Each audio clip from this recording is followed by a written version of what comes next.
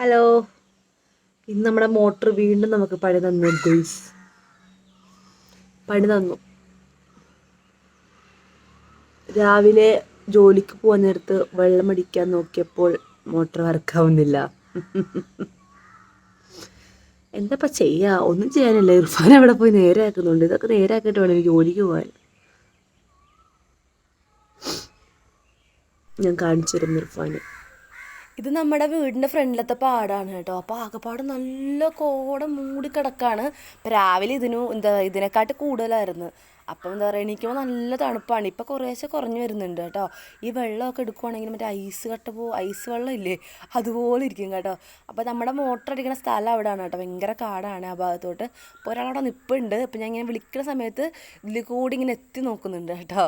പിന്നെ അതെല്ലാം കഴിഞ്ഞപ്പോൾ ഞാൻ വെച്ച് ഓട്സ് ഉണ്ടാക്കിയിട്ടുണ്ടായിരുന്നു രാവിലെ. അതങ്ങ് കുടിക്കാമെന്ന് വിചാരിച്ചിട്ടുണ്ടായിരുന്നു. അപ്പോൾ അതാകുമ്പോഴത്തേക്ക് അവന് അത് റെഡിയാക്കിയിട്ട് വരുമ്പോഴത്തേക്ക് പോകാമല്ലോ, അല്ലെങ്കിൽ തന്നെ നേരം വൈകിട്ടുണ്ടായിരുന്നേ. പിന്നെ ഏതെങ്കിലും ഒരു മിറർ എവിടെയെങ്കിലും കണ്ടു കഴിഞ്ഞാൽ പിന്നെ ഒരു ഫോട്ടോ എടുത്തില്ലെങ്കിൽ ഒരു സമാധാനം ഉണ്ടാവില്ല. അതങ്ങനെയാണ്. അപ്പോഴത്തേക്ക് കോടയും കാര്യങ്ങളൊക്കെ കുറഞ്ഞു വന്നിട്ടുണ്ടായിരുന്നേ. അയ്യോ, അവിടെ 2 കൊക്ക് ഉണ്ടായിരുന്നു. ഒരു കൊക്ക് പോയി കണ്ടില്ലേ. ഇപ്പം ഏകദേശം കുറഞ്ഞു വന്നിട്ടുണ്ട്. നേരത്തെ നല്ല കോടയായിരുന്നു. കാട്ടിൽ കൂടി ഒരാൾ ബക്കറ്റുമായിട്ട് നടന്നു വരുന്നു.